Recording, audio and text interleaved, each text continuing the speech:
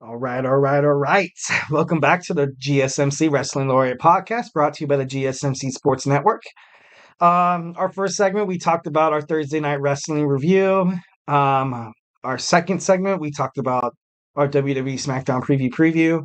And our last segment, we, reluctantly talked about Vince McMahon and his lawsuit and the allegations with Janelle Grant, and also his future with WWE/TKO. But so let's end the program with a little, something on the positive side. Well, not positive side because some of these stories are like, injured wrestlers, but hey, what I mean, let's move on from the McMahon carnage here. Story number one, we have MJF's contract with AEW. A lot of people are a little nervous if MJF is going to come back to the AEW, which I think he will. He's made such a good name there. I don't really see him jumping ship to like WWE. And quite frankly, if he would jump ship to WWE, sorry, I didn't mean to curse. That was a complete accident.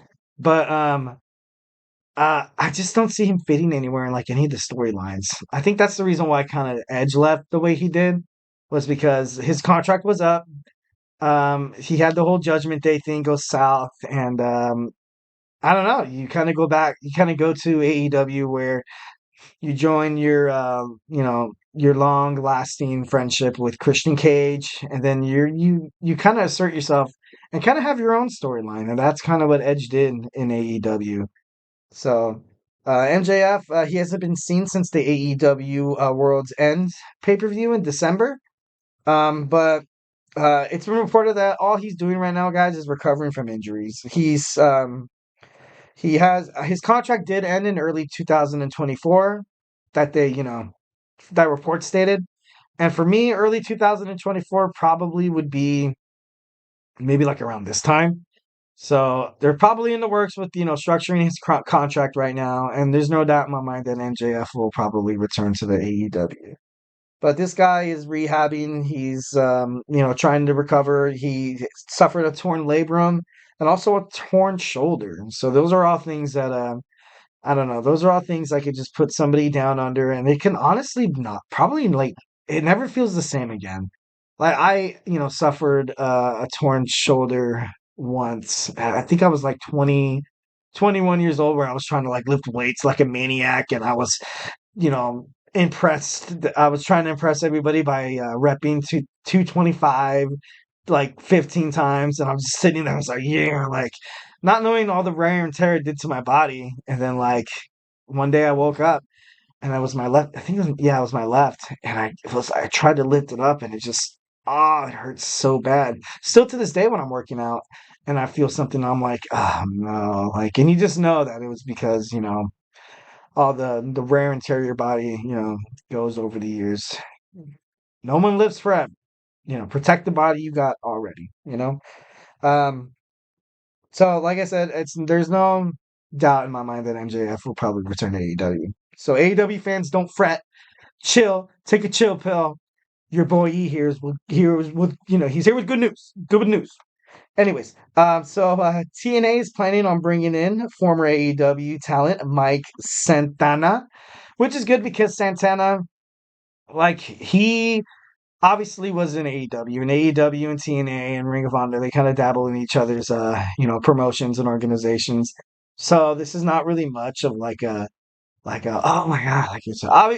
I'm not saying that he's not talented, because he's so talented. All these wrestlers on this roster is talented, but I don't know. It's interesting to see what TNA is planning to do with them. Maybe make him into like an X Division competitor to fight Mustafa Ali. That'd be pretty good. I can deal with that. Um, so WWE star Shotzi has suffered a knee injury. It happened in February. Shotzi challenged Lyra Valkyrie for her NXT Women's Championship. I guess sometime during the match, she hit her knee on the side of the ring or something like that, and she kind of had to quit the match like right away. Like Valkyrie was able to continue her professionalism and kind of like made it seem like Shotzi was still in the match, although she was probably she's probably hurting super bad, which is kind of crazy. But like the way these superstars are so professionally trained, and how they can turn a freak accident like this into something that people are like, oh, it's a good match. You never really suspect anything, of it. But in reality, Shotzi's gone and she's been gone for a long time. And some people are like, man, whatever happened to Shotzi? Like, that's crazy. I think the last time I saw her in a WWE ring was maybe Royal Rumble. I think it was Royal Rumble. That was the last time I saw her. But she's a great superstar. She's super talented. She's fun to watch. So I hope she makes a speedy, and a healthy recovery here. So, also, long-standing rule in the WWE has been broken, and it was broken last Monday night with the Cody Rhodes and The Rock drama, and where The Rock made Cody Rhodes bleed. And according to PG television, bleeding is unacceptable. And The Rock was asked to comment about it. And he basically like told them to go f themselves, and like because he's part of the chairman at TKO, so you can honestly probably say they maybe gave him a little more leeway, especially with what he wants to try to accomplish here in the WWE now that, especially with all this drama going on with the whole Vince stuff. You kind of have to think about it, and you kind of have to speculate that was The Rock brought back to the WWE picture to challenge Roman Reigns to kind of distract the people about what was going on with Vince McMahon, kind of like a scapegoat. And to be honest, it kind of does make a little sense, but you also have to take in consideration that The Rock is the sitting, one of the sitting chairs in TKO. And I can imagine he was probably approached by someone from the promotion, and was like, hey, like, we have so much stuff going down right now. We have all this Vince stuff going down, and it's kind of tarnishing our company. Is there any way you can perhaps step in and have a crazy promo with your brother and Cody? And he probably took that and he was like, absolutely. I bet he's been dying to come back to WWE for the longest time. And I kind of know how, like, it kind of seems like it was like a public relations, like, you know damage control kind of thing, like, oh, we need this to happen, we need this to happen, right now, right now, right now, the panic and all. And it's because The Rock has a movie that he's gonna film in May. And usually if The Rock has to shoot a movie, he doesn't really come back to the WWE. He doesn't really, frolic, or he doesn't really dabble inside the wrestling business, because he's either working on probably like scripts. He's a lot of acting going on. Can imagine some personal stuff too. Um, but I think The Rock kind of was kind of like that scapegoat TKO kind of involved in wrestling to kind of mitigate the whole attention to this negative Vince McMahon publicity. So in that. All right, and the last news story I talked to you all about is the unexpected match in WWE WrestleMania 40 has officially been scratched. And so going further on into it, the WWE World Women's Championship tag titles were expected to have a match at WrestleMania, but has been scratched because WWE is planning to have the Kabuki Warriors kind of do something with damage control. So what does that mean? I think that means with Bailey fighting Io Sky for the championship. So that just leaves Dakota Kai and the Kabuki Warriors. And then you're going to have Bianca Belair and Naomi looking for a tag team partner. Um, I'm not sure if it's going to be Jade, but it would kind of make sense if it was. And then kind of like sometimes after the match when they win, Jade looks at Bianca and Bianca looks at her, and Bianca ultimately blames her for her not having a match at WrestleMania for the Women's World Championship, which is true because she was eliminated by Jade Cargill. But I can kind of see something branching off that, going on, and maybe like the number one contender fights Bailey at SummerSlam.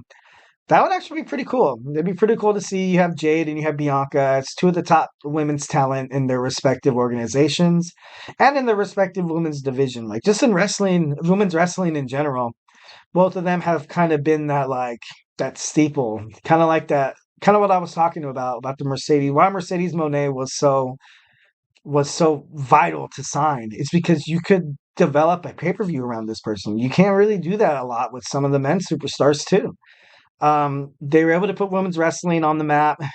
They were able to basically be like, hey, women could hold on to a main event. We can produce just as much publicity, so marketing technique as the men do. And you got to, honestly, I really respect that. That's why I kind of hope that Jade Cargill kind of has a successful run in SmackDown.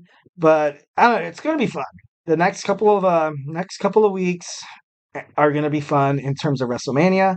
The next couple of months are going to be super fun, finding out what they decide to do with this Jade Cargill, character in the WWE.